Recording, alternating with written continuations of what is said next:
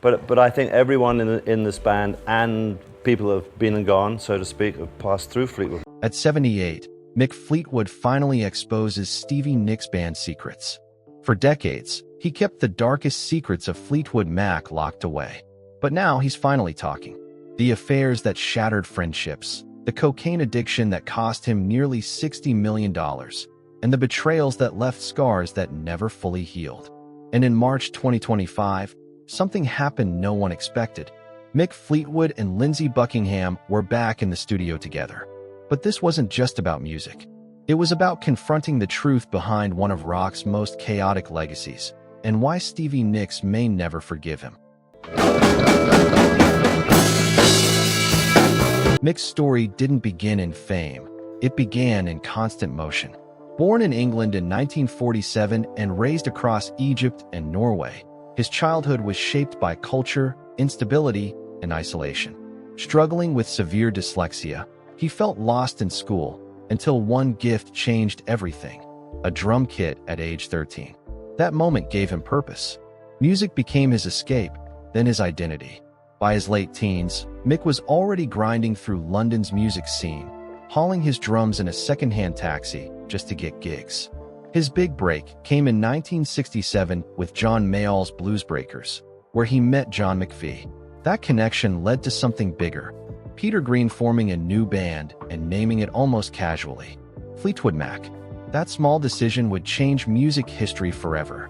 The band's early years were raw and unpredictable, built on blues roots and relentless touring. But success came with a cost. By the mid-70s, when Stevie Nicks and Lindsey Buckingham joined, Fleetwood Mac became a global force. But internally, they were falling apart.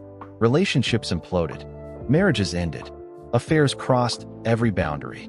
Mick himself had an affair with Stevie Nicks, while battling a spiraling cocaine addiction that would later bankrupt him. Then came Rumors. Recorded in total emotional chaos, it became one of the best-selling albums of all time. The pain, the anger, the heartbreak, it was all there in the music. Songs like Go Your Own Way and Dreams weren't just hits, they were personal attacks set to melody. The band members barely spoke off stage, but together, they created magic. But the damage didn't stop there. In the years that followed, more betrayals, more departures, and more financial disasters nearly destroyed everything. Mick lost millions, filed for bankruptcy, and watched the band fracture again and again. Yet somehow, Fleetwood Mac kept coming back.